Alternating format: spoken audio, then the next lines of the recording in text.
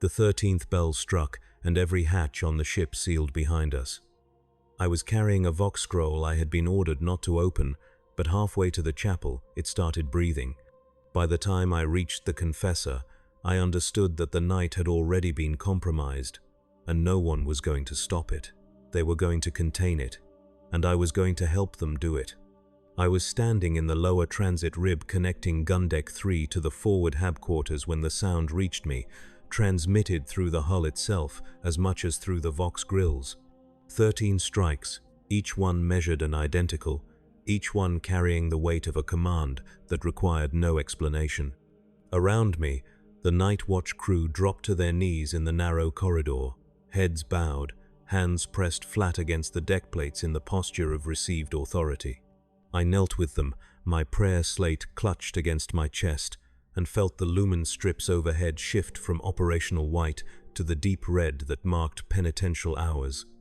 The curfew bell was not a warning. It was a sealing. Once the 13th strike faded into the constant background hum of the ship's systems, the night became a closed span, a temporal container with walls as solid as any bulkhead. Movement between decks required authorization. Shift changes followed prescribed routes. Even the air recyclers adjusted their output, reducing oxygen flow to hab quarters by 2% to encourage sleep and discourage conversation. This was standard procedure aboard his immutable will, a light cruiser of the Segmentum Pacificus fleet, and I had lived through 417 such nights since my assignment to the vessel. Each one had ended with the morning bell at 0600, releasing us back into the wider span of duty and survival. I rose when the Vox choir began the litany of safe passage, a 40-line prayer transmitted through every speaker in the lower decks. The words were familiar enough that I did not need to read them from my slate, but I followed along anyway, mouthing the phrases in time with the distorted voices that emerged from the grills. The litany promised protection through obedience, shelter through faith, and survival through the Emperor's grace, as mediated by the ship's officers and the Navy's command structure. It did not promise comfort. It did not promise understanding. It promised only that if we performed our duties correctly, the night would pass and the ship would remain intact. My role aboard his immutable will was not gunnery or navigation or any of the technical functions that kept a warship operational. I was a voidsman catechist's mate, a position that existed in the administrative gap between the ship's confessor and the master-at-arms. My duty was to walk the lower decks with my prayer slate, reciting sanctioned catechisms to crew who showed signs of fear, doubt, or the kind of silence that preceded breakdown. I was not a priest. I was not authorized to hear confessions or grant absolution. I was a voice that reminded people what they were supposed to believe, and I carried a stylus to record deviations for review by those with the authority to correct them. The night began the way all nights began. The litany ended. The crew returned to their stations or their rest cycles. The deck plates vibrated with the steady rhythm of the plasma drives, a pulse so constant that it became part of the body's own heartbeat after enough time aboard. I checked my slate for the night's patrol route, a path that would take me through the gun deck habs, the lower engineering access spine, the arboretum bay, and back to the chapel for midnight prayer. The route was designed to maximize visibility and minimize the time any single crewman could spend in isolation, because isolation bred heresy the way stagnant water bred sickness. I had just reached the first hab section when a runner found me, a young rating with the red armband of bridge dispatch. He did not speak. He simply held out a sealed Vox scroll, a cylinder of brass and parchment stamped with the aquila and the sigil of the ship's confessor. The seal was intact, the wax still warm. I took it without question, and the runner departed without waiting for acknowledgement. This, too, was procedure. Messages from the confessor were not conversations. They were instructions that had already been obeyed by the act of transmission. The Vox scroll was heavier than it should have been. I held it in both hands, feeling the warmth of it through my gloves, and read the external inscription. Deliver to chapel of the wakeful martyr, witness receipt, do not interpret. The chapel was 3 decks up, accessible through the gun deck transit shaft. The journey would take me away from my assigned route, but orders from the confessor superseded patrol schedules. I turned toward the nearest ladder access and began to climb. The lower decks of his immutable will smelled like every Navy vessel I had ever served on. Recycled air with a metallic edge, oil and incense layered over each other until neither one was distinct, and beneath it all the faint sweetness of decay that no amount of sanctification could fully erase. Human bodies packed into steel corridors, human waste processed through ancient systems, human fear and sweat absorbed into deck plates that had not seen vacuum cleansing in decades. It was not pleasant. It was simply the baseline reality of void service, and after enough time it stopped registering as a smell at all. It became part of the atmosphere, as natural as gravity. I climbed 3 levels, moving through checkpoints, where armsmen glanced at my catechist's insignia and waved me through without inspection. The Vox scroll remained sealed in my hands, growing warmer with each level. By the time I reached the gundeck transit rib, I noticed something else. A sound. Not loud, not alarming, but present. A thin, wet tone, like air moving through a narrow passage coated in moisture. It came from the scroll itself, so faint that I almost dismissed it as imagination or the ambient noise of the ship's ventilation. But it persisted, and it had a rhythm. Not regular, not mechanical, organic. I stopped walking. The corridor around me was empty, the lumen strips overhead flickering in the slow pattern that indicated low-priority lighting. The sound continued, rising and falling in a cadence that felt almost like breathing. I looked down at the scroll in my hands, at the unbroken seal, and felt something in my chest tighten. Not fear. Not exactly. Something closer to recognition, the kind of unease that comes from noticing a detail that should not be there but cannot be explained away. The instructions were clear. Deliver, witness, do not interpret. I continued walking. The chapel of the Wakeful Martyr occupied a recessed bay off the main gun deck, positioned between 2 macro battery housings so that the sound of the guns during void combat would vibrate through the chapel walls. This was intentional. The ecclesiarchy believed that prayer offered during violence carried more weight, that faith tested by noise and danger proved itself more thoroughly than faith offered in silence. The chapel door was a heavy steel hatch, with the skull and cog relief of the Imperial creed welded into its surface. I reached for the handle and paused. The sound from the Vox scroll had changed. It was louder now, or perhaps I was simply more aware of it. The rhythm had synchronized. With what, I could not say, but it matched something, a pulse, a pattern. I opened the hatch. The chapel was lit, though no service was scheduled until midnight. Candles burned in iron sconces along the walls, their flames motionless in the still air.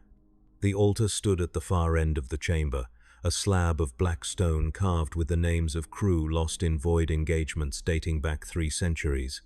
Above it hung the icon of the Emperor's Mercy, a gilded skull with eye sockets filled with red glass, framed by wings fashioned from the melted-down blades of heretics. The icon's expression, such as it was, conveyed neither kindness nor rage. It simply looked, and the looking was enough. The ship's confessor stood before the altar, his back to me, his hands gloved in white fabric that reached past his elbows. He was a tall man, thin in the way that suggested either asceticism or illness, and he wore the black robes of the Missionarius Galaxia with the Navy's anchor and chain insignia stitched across the shoulders. He did not turn when I entered. He simply spoke, his voice low and precise. "Place it on the altar." I approached, my boots silent on the stone floor, and set the Vox scroll down beside the icon.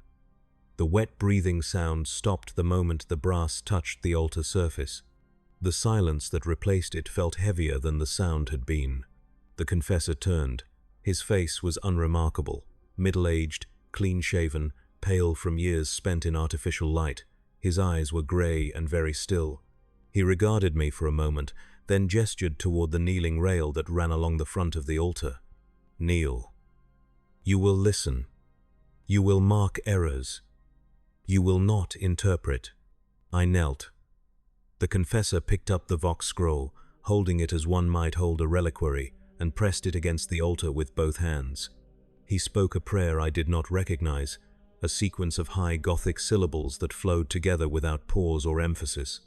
As he spoke, the scroll began to emit a different sound, not breathing now, whispering. Multiple voices layered over each other, too quiet to make out individual words but too structured to be random noise. I pulled my prayer slate from my belt and activated the stylus, preparing to record deviations as instructed. The slate screen flickered. The text of the standard catechism, preloaded for night patrol, began to change. Letters shifted, reordering themselves into new configurations. Words I had recited 1,000 times rearranged into phrases I had never been taught. The changes were subtle at first, a pronoun altered, a verb tense adjusted, then larger revisions.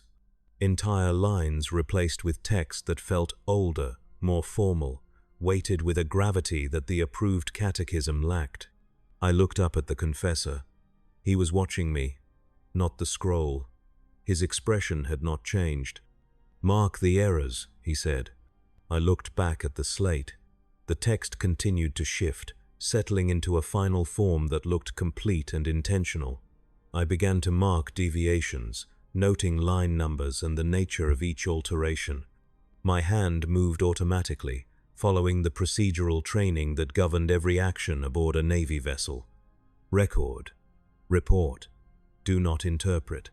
The whispering from the Vox scroll grew louder, and I realized with a cold clarity that the words on my slate were synchronized with the voices.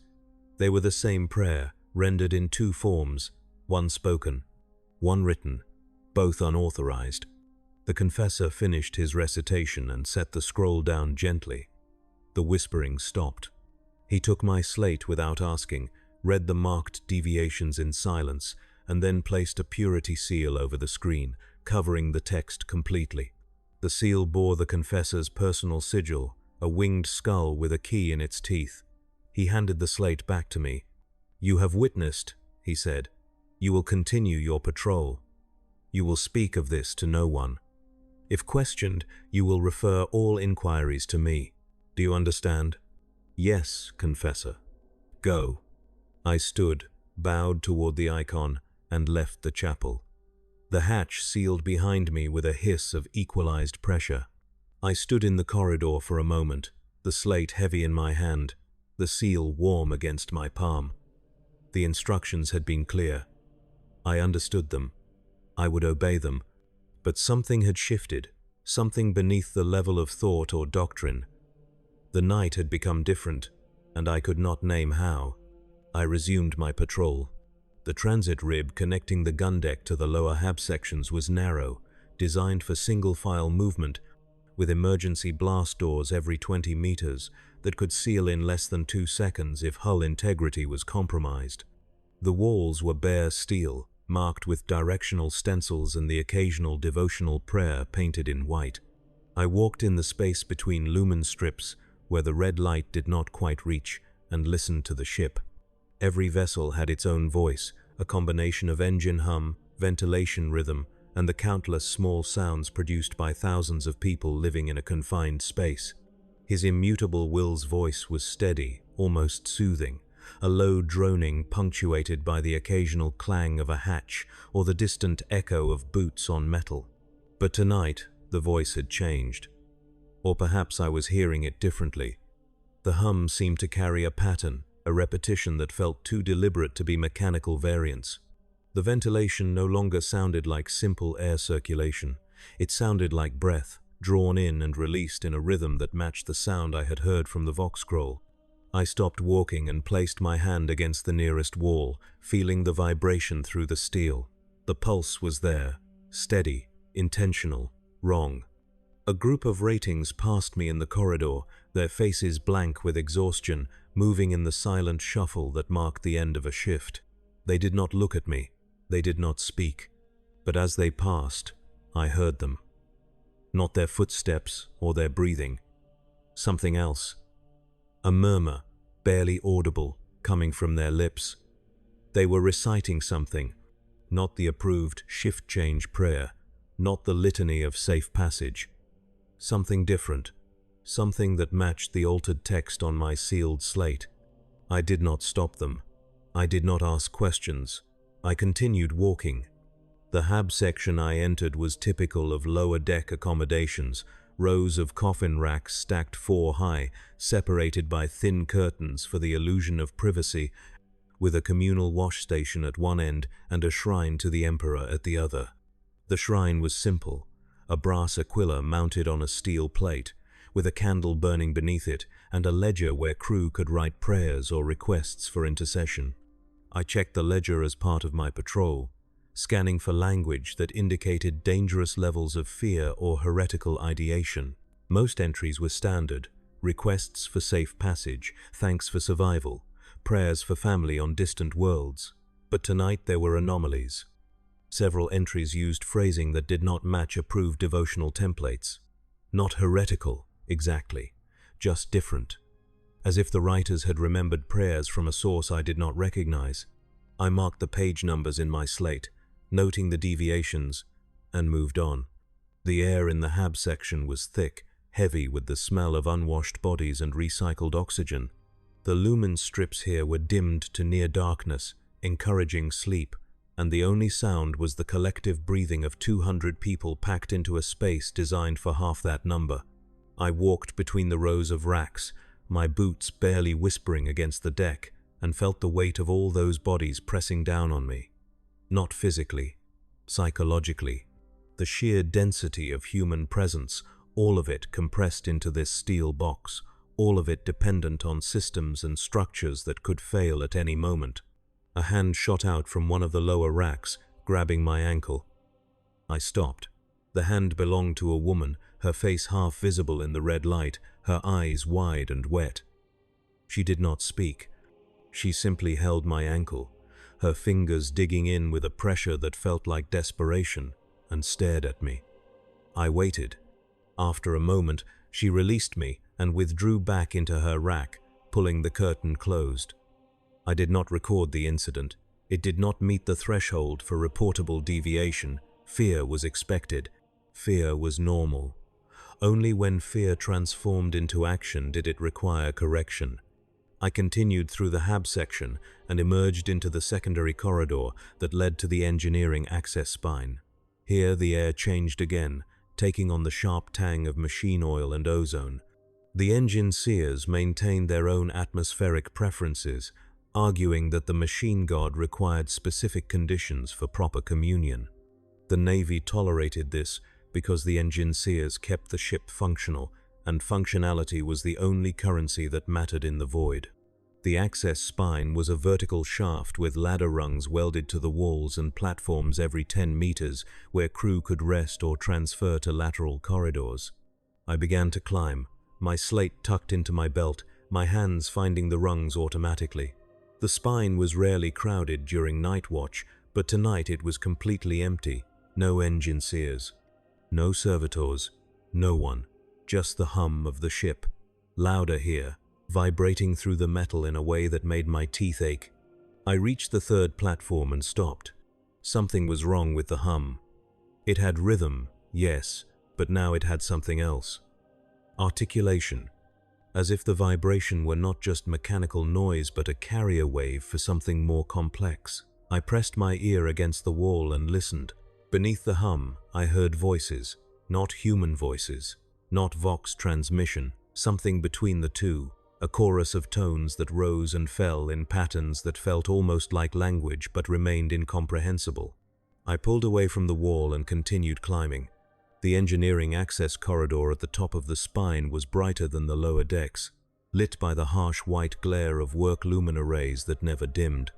The walls here were painted red, marked with cautionary symbols, and the benedictions of the machine god in stamped brass plates. A servitor stood at the corridor's entrance, motionless except for the slow rotation of its sensor cluster head. It tracked my movement as I approached but did not challenge me. Servitors did not question.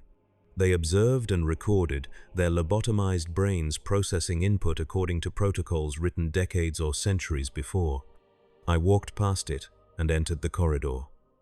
The hum was louder here, almost painful, and I felt it in my chest as much as I heard it in my ears. The corridor was lined with access hatches leading to the ship's secondary systems: coolant regulation, atmospheric processing, waste reclamation. Each hatch bore a purity seal and a numerical designation. I was halfway down the corridor when I noticed something. Every third seal was broken. Not torn, not violated with obvious force, simply broken. The wax cracked cleanly along a vertical line, as if the seals had been opened from the inside and then carefully pressed back into place. I stopped at the nearest hatch and examined the seal.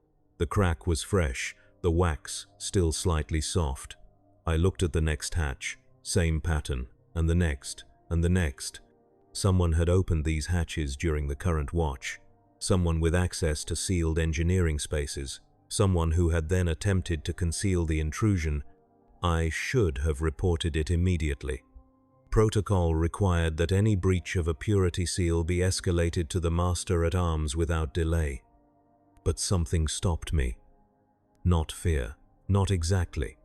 A sense that reporting the anomaly would trigger a sequence of events that I did not fully understand, and that my lack of understanding was itself a kind of protection. The confessor's words came back to me. Deliver, witness, do not interpret. I continued my patrol.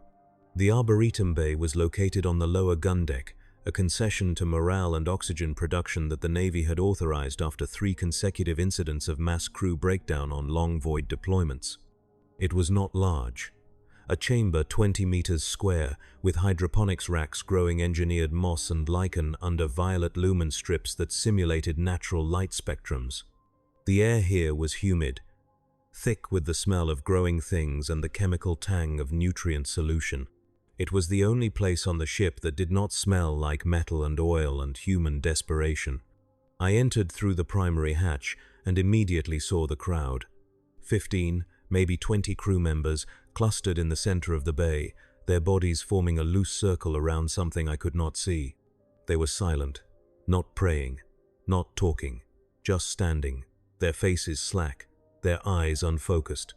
I approached slowly, my hand resting on the vox bead at my collar, ready to call for the Master-at-Arms if the situation required intervention. As I got closer, I saw what they were watching. A voidsman, stripped to the waist, kneeling on the deck with a maintenance tool clutched in both hands. The tool was a small pry bar, designed for opening access panels, but he had modified it somehow, sharpening one end into a crude point. He was using it to carve into his own teeth, not frantically, not in pain, carefully, methodically, pressing the point against enamel and dragging it across in precise lines. Blood ran from his gums and dripped onto his chest, but his hands did not shake. His eyes were open and very calm. I pushed through the crowd and grabbed his wrist, pulling the tool away. He did not resist. He simply turned his head to look at me, blood pooling in his mouth, and smiled. The smile was not madness. It was not even unhappiness. It was relief, as if I had finally arrived to witness something he had been desperate to share. "You see it now," he said, his voice thick with blood. "You see the words." I did not answer. I triggered my vox bead and called for the Master-at-Arms. The response was immediate.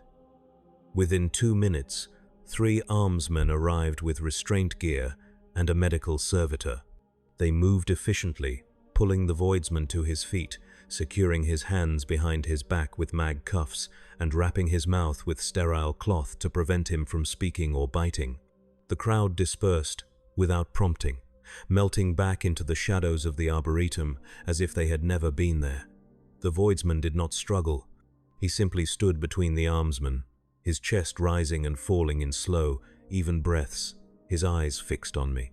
The Master-at-Arms was a short, broad man named Kyle, with a face that looked like it had been assembled from scar tissue and poor decisions. He examined the voidsman's mouth, then looked at me. How long was he at it? I don't know. He was already bleeding when I arrived. Anyone else involved? There were witnesses. They're gone now. Kyle nodded. He pulled a data slate from his belt and began recording details. Designation number, section assignment, time of incident, nature of self-harm.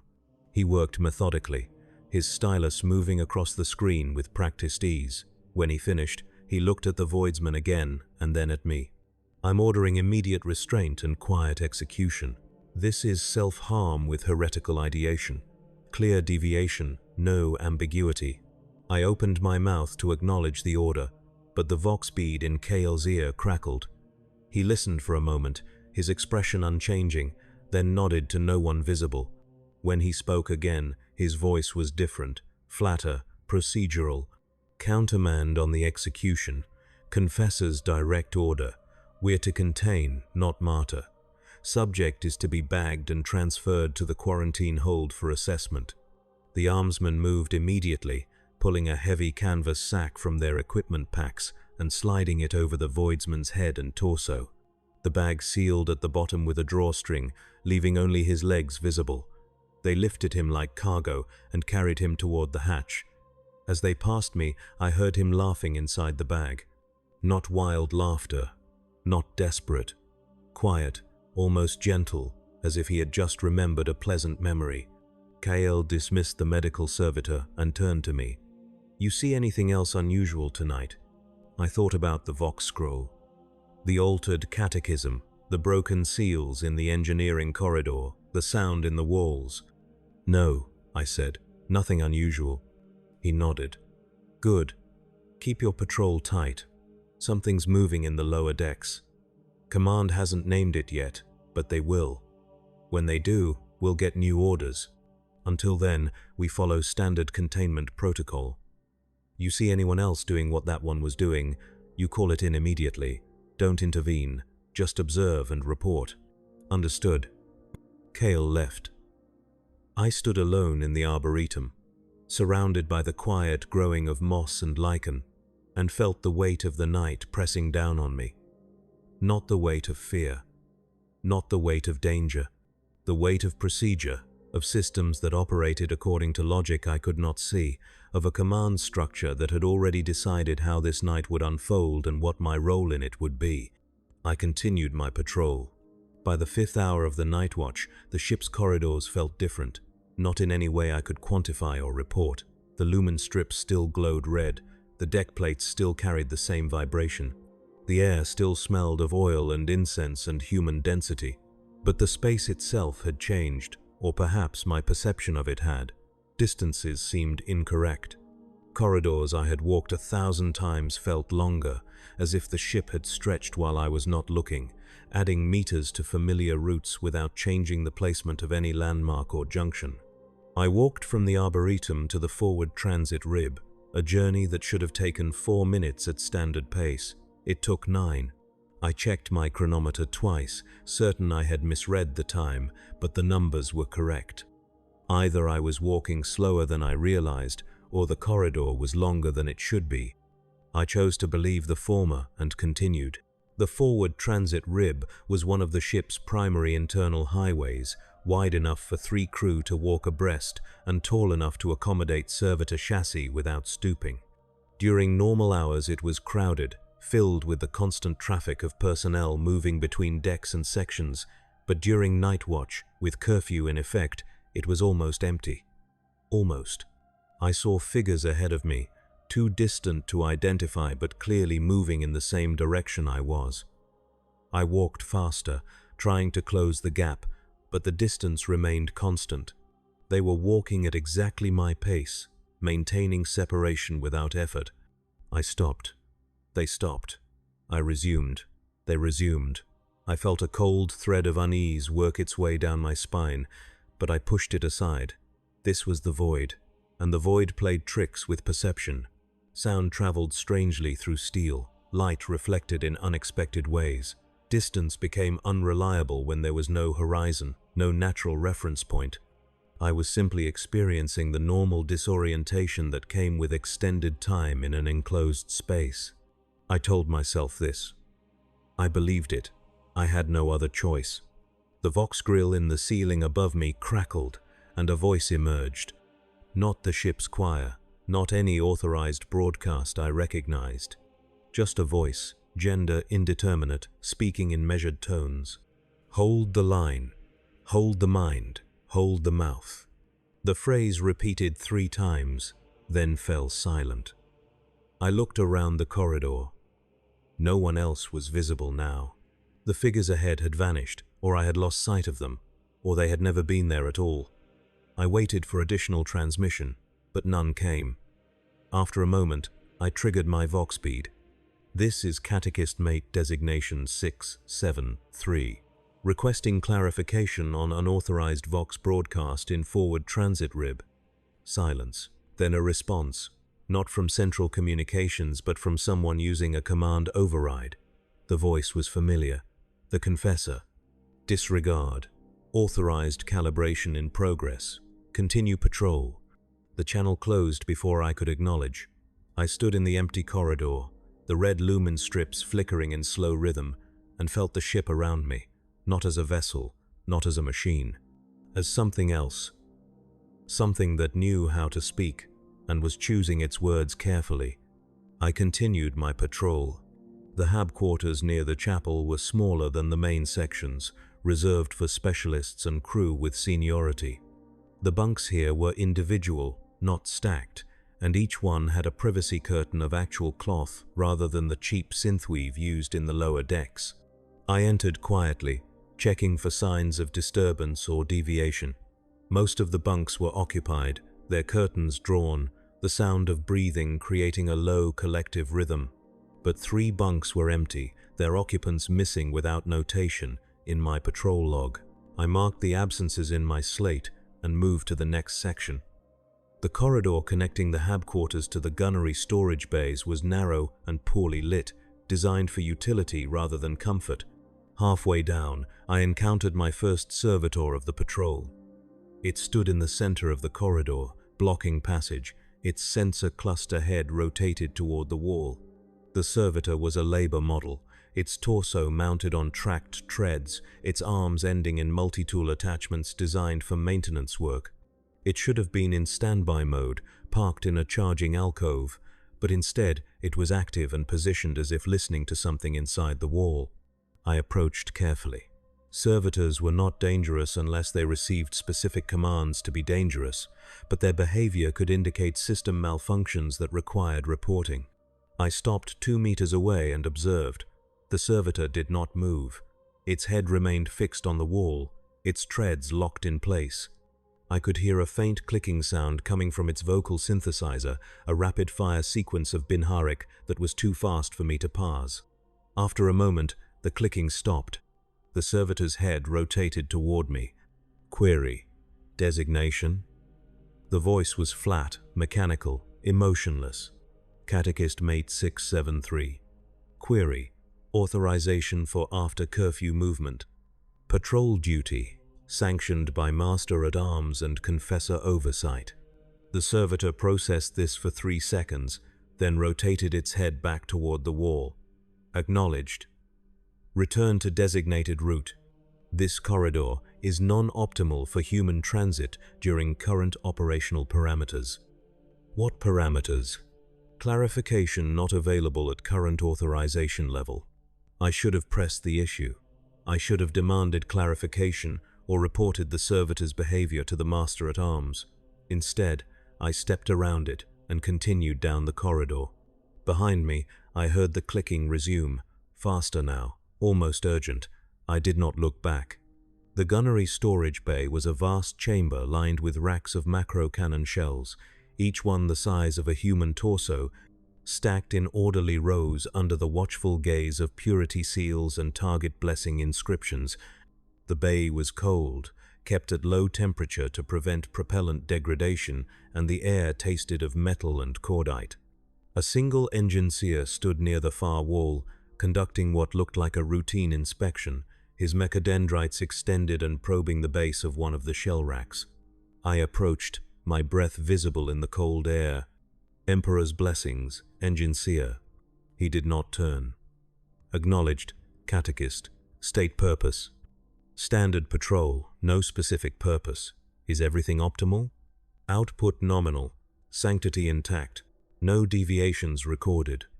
The engineer's voice carried the characteristic flat modulation of someone who had replaced their vocal cords with augmetic systems.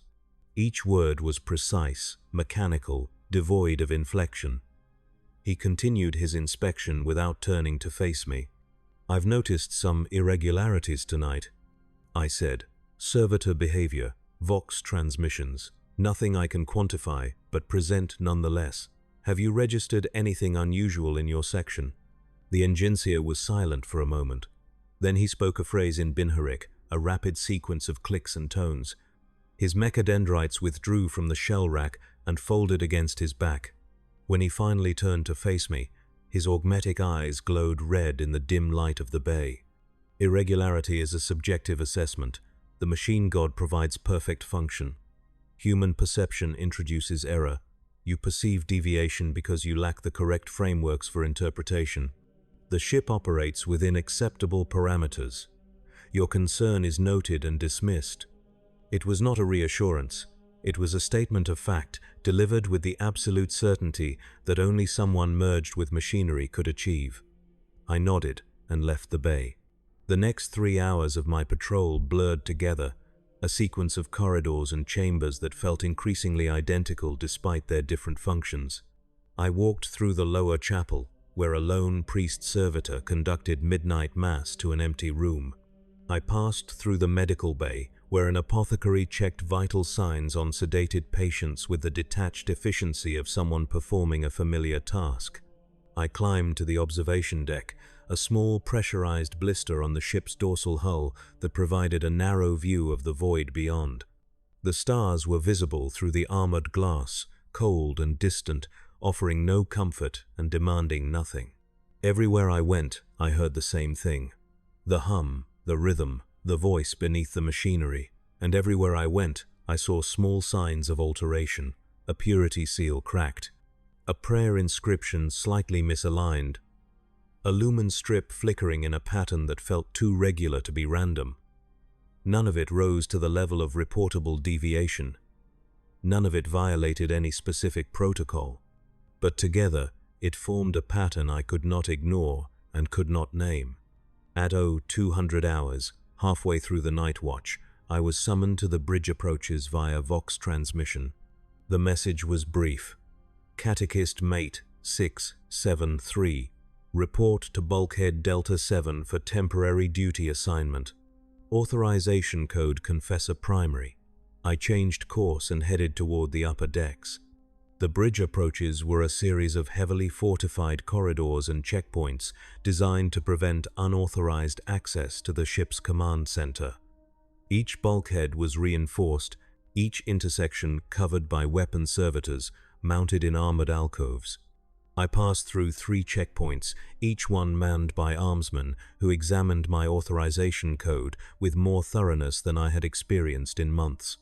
At the 4th checkpoint, the way forward was blocked by a heavy blast door marked with a red rune I had never seen before. The rune pulsed slowly, like a heartbeat, casting crimson light across the corridor. An officer stood before the door, a lieutenant in navy blue with the insignia of strategic communications on his collar. He looked at me without expression. "You're the catechist?" "Yes, sir." "You've been cleared for observation duty. You'll stand here, at this position, and monitor crew attempting to access the bridge levels. If anyone approaches without proper authorization, you will note their designation and intention. You will not engage. You will not question. You will simply record. Understood?" "Yes, sir." "May I ask the reason for this duty assignment?" "No." He handed me a data slate already configured for the task, then departed without further explanation.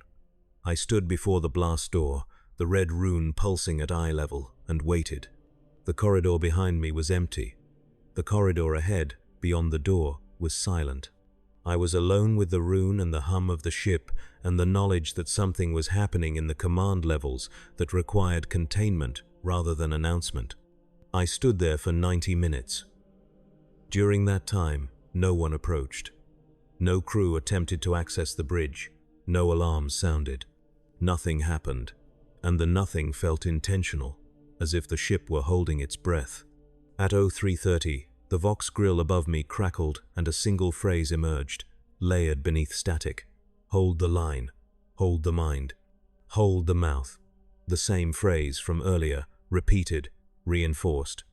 Then the blast door opened. I did not open it. No one on my side of the door triggered the mechanism. It simply unsealed with a hiss of equalized pressure and slid aside, revealing the corridor beyond. Empty, lit with the same red lumen strips. Silent. I stood at the threshold, uncertain whether I was meant to enter or remain at my post. The data slate in my hand offered no guidance. I chose to remain. From somewhere deep in the bridge levels, I heard footsteps, multiple people, moving with coordinated precision, descending toward my position. I stepped back from the threshold and waited. The footsteps grew louder, and then they were visible.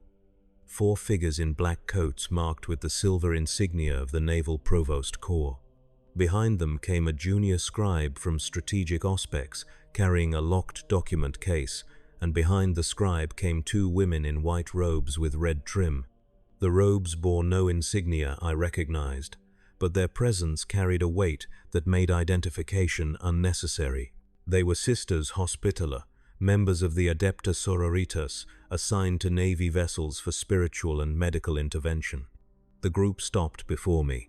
One of the provosts, a woman with a scarred face and eyes like chips of flint, spoke without preamble. Catechist Mate 673, you are relieved of observation duty. Proceed to Chapel of the Wakeful Martyr. You will surrender your prayer slate to the duty scribe and await further instruction. Do not deviate from direct route. Do not speak to crew encountered en route. Acknowledge. Acknowledged. Proceed. I walked past them, feeling their eyes on my back, and descended toward the gun deck. The blast door sealed behind me with a sound like finality. The Chapel of the Wakeful Martyr was lit exactly as it had been hours before, candles burning in motionless air, the icon's glass eyes reflecting red light. The confessor stood at the altar, and beside him stood the duty scribe, a young man with ink-stained fingers and the exhausted expression of someone who had been awake far too long. I approached and held out my prayer slate. The scribe took it without speaking and began to examine the screen. His eyes moved rapidly, scanning the entries I had made throughout the night, deviations in prayer ledgers, broken purity seals, unauthorized Vox transmissions, servitor malfunctions, missing crew. He read everything, his expression unchanging, and then he did something I did not expect. He produced a purity seal from his coat, a small wafer of wax stamped with the confessor's sigil, and pressed it directly onto the slate screen, covering all the recorded data. The seal adhered instantly, forming a permanent barrier between the information and any future access. The confessor spoke. You have performed your duty with diligence and appropriate restraint. Your observations have been recorded and will be reviewed by those with the authority to interpret them. You are not one of those people. Do you understand? Yes, confessor. You have witnessed events tonight that fall outside the scope of your training and your clearance. This is not a failure on your part. This is simply the nature of service aboard a warship in His Majesty's Navy. Some knowledge is reserved for those who bear the burden of command. You are not required to understand. You are only required to comply. I understand, confessor. Do you? He stepped closer, his gray eyes fixed on mine. Because compliance is not the same as understanding. Compliance is the act of performing prescribed behaviors, regardless of comprehension. Compliance is faith without the need for belief. Compliance is what keeps this ship intact when understanding would cause it to fracture. Tell me, catechist, do you comply? The question was a test, but I did not know what answer would pass it. I chose truth. I comply, confessor, but I do not understand what I am complying with. He smiled. It was not a warm expression. Good, that is the correct state of mind. Hold to it. The Sisters Hospitaller entered the chapel, moving with the silent grace of people trained to approach suffering without disturbing it. They carried a small case between them, and from it they produced a device I recognized from medical indoctrination. A mind sanction injector, a slender instrument designed to administer chemical agents directly into the brain stem. The device was stamped with the aquila and the medical seal of the Adepta Sororitas. It was not a weapon, it was a tool of mercy. One of the sisters approached me, her face calm behind her veil. "This will not harm you. This will not change who you are. This will only remove what you cannot be permitted to carry forward. Do you consent?" It was not really a question. Consent was implied by my presence, by my role, by the fact that I had been brought here rather than restrained elsewhere. I nodded. "I consent." She placed the injector against the base of my skull, just below the occipital ridge, and I felt a cold pressure as the needle penetrated skin and then deeper tissue. There was no pain, only a spreading numbness that climbed from my neck into my head, filling my skull with a sensation like cold water poured into a container. My vision blurred. The chapel around me became indistinct, shapes without edges, light without source. The confessor's voice reached me from a great distance. "You have served well. You will continue to serve. The night will end. The ship will endure. You will not remember what must be forgotten, and you will not forget what must be remembered. This is mercy. This is grace. This is the Emperor's will made manifest through the instruments of his servants." I tried to respond, but my mouth would not form words. The cold sensation spread further, reaching into regions of thought I had not known I possessed. Memories shifted, becoming indistinct. Events I had witnessed tonight began to lose cohesion, fragmenting into disconnected impressions that no longer formed a narrative.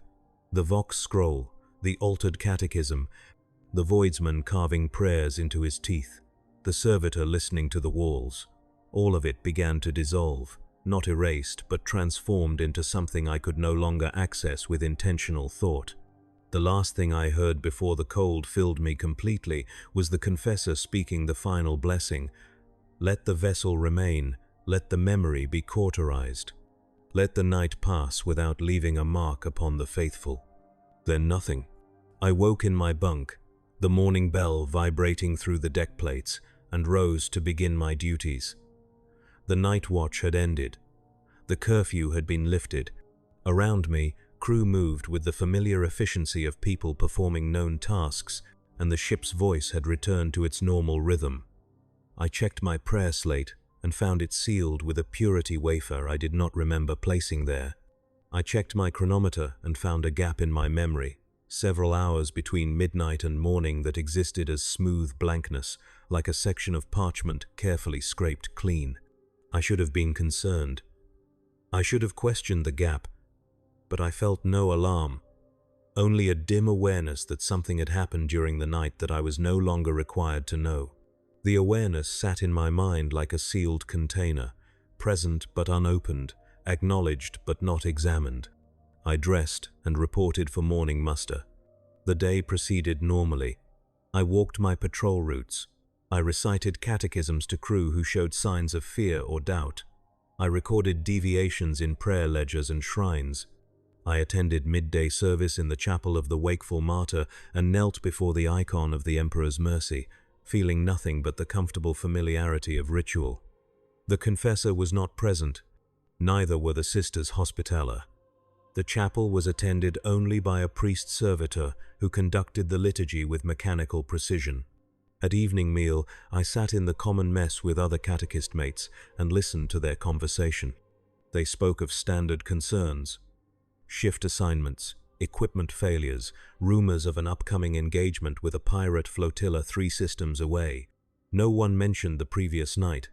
No one asked about the sealed sections on the bridge levels or the provost presence in the corridors. It was as if the night had passed without incident, just another rotation of watches and duties in the endless span of void service. But something remained. Not a memory, not a fact. Just a pressure, a weight I carried without knowing its source. When the evening curfew bell struck 13, I felt my heart synchronize with the sound, matching a rhythm I could not name but recognize nonetheless. And when I walked the lower decks during my patrol that night, I heard the ship's voice and knew without knowing that it spoke words I had forgotten but had never stopped hearing. The pattern repeated, each night the same: curfew, Patrol, observation, return. Each night, the ship hummed its hidden language, and each night I walked through corridors that felt longer than they should, past servitors that listened to walls, through chambers where crew prayed in words that were almost but not quite correct. And each morning, I woke with the memory of the night scrubbed clean, leaving only the pressure, the weight, the knowledge that something had been removed and something remained in the space it left behind. I served. I complied. I did not ask questions. The Imperium does not explain itself to those who serve it. Certainty is a gift. Ignorance is mercy. 3 months after the night I could not remember, I was summoned to the Master-at-Arms office for routine evaluation. Cale sat behind his desk, a scarred man surrounded by data slates and disciplinary records, and looked at me with the same flat expression he wore when ordering executions. "Your performance has been adequate," he said. "No major deviations, no failures of duty, but there's something in your record I need to address." He turned a slate toward me. On the screen was my service history, annotated with evaluation marks and incident reports. Most of it was routine, but there was one entry that stood out, highlighted in red. Mind sanction administered, authority confessor primary, nature of infraction classified. The date matched the gap in my memory. "Do you remember this?" Cale asked. "No, sir." "Do you know why it was necessary?" "No, sir." "Good." He closed the slate. "That's the correct answer. Mind sanction is a tool of preservation, not punishment. It means you encountered something that exceeded your clearance level, and appropriate measures were taken to ensure you could continue to serve without being compromised by knowledge you weren't equipped to carry. It's not a mark against you, it's a mark in your favor. It means you were trusted to perform a duty that required sacrifice, and you made that sacrifice without resistance." "I understand, sir." "Do you?" He leaned forward. "Because I need to know that you can continue to serve effectively, that this adjustment hasn't left you impaired." I thought about the pressure in my chest, the rhythm I felt when the curfew bell struck, the corridors that stretched longer than they should, the servitors that listened to walls, the voices beneath the ship's hum. I thought about all of it, and I realized that none of it interfered with my ability to perform my duties. I still walked my patrols. I still recited catechisms. I still recorded deviations. The only difference was that now I did so with the understanding that some deviations were not meant to be corrected but contained, that some knowledge was not meant to be possessed but witnessed and forgotten. "I can continue to serve, sir. The adjustment has not impaired me." Cale nodded. Dismissed. I left his office and returned to my duties. Years passed. His immutable will continued its patrol routes through the Segmentum Pacificus, engaging pirates, escorting convoy vessels, participating in minor fleet actions against Xenos raiders. I continued my role as Voidsman Catechist's mate, walking the lower decks with my prayer slate, reciting catechisms, recording deviations. The rhythm of Navy service became the rhythm of my life, watches and bells, and the constant background hum of a ship that knew how to speak in languages I could not fully parse. But the pressure remained, not painful, not distressing, just present, a weight I carried without understanding, a rhythm I felt without remembering why. And each time the curfew bell struck 13, each time I walked corridors that felt too long, each time I heard whispers beneath the Vox transmissions, I knew without knowing that I was part of something larger than my individual understanding, that the Imperium had shaped me into a vessel capable of carrying what could not be spoken, witnessing what could not be remembered, serving without the burden of belief. In the year 427 of my service, his immutable will was reassigned to a deep void patrol route near the edge of the Segmentum. The route was considered low priority, a quiet sector where nothing significant had occurred in centuries. We were 3 weeks into the patrol when the ship encountered an anomaly, a Vox signal broadcasting from a dead system, using Imperial encryption codes that predated the current millennium. The bridge attempted to decode the signal but found the encryption too degraded to parse clearly. What they could determine was that the signal was repeating a single phrase, over and over, in an ancient dialect of Gothic that required linguistic servitors to translate. The translation, when it finally came, was brief. Hold the line, hold the mind, hold the mouth. The captain ordered immediate withdrawal from the system.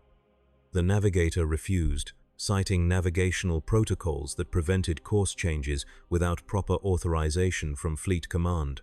The argument escalated to the point where the ship's confessor was summoned to provide spiritual guidance. When the confessor arrived on the bridge, he listened to the Vox signal for exactly 30 seconds, then ordered the navigation chamber sealed and the signal purged from all recording systems. I was on patrol in the lower decks when the order came through. The Vox grills crackled with the confessor's voice, calm and precise. All hands, this is spiritual advisory notice. An unclassified signal has been detected and is being processed according to standard containment protocols. Continue current duties. Do not speculate. Do not discuss. Observation and record are reserved for authorized personnel only. I felt the pressure in my chest intensify, the rhythm matching the cadence of the Vox signal I could no longer hear, and I knew, without remembering how I knew, that this had happened before, that the night aboard his immutable will had never truly ended, that some things repeated not because they were unresolved, but because they were part of the ship's nature, woven into its structure the way prayers were woven into hull plating. The signal was never mentioned again. The patrol continued, the ship endured, and I continued to serve, carrying the pressure, feeling the rhythm, witnessing what could not be remembered, knowing only this, that the Imperium did not save us from the unacceptable. It taught us how to endure it without leaving a record. It taught us how to serve without understanding. It taught us how to survive by surrendering the parts of ourselves that demanded answers, retaining only the parts that could obey, comply, and continue. The night never ended.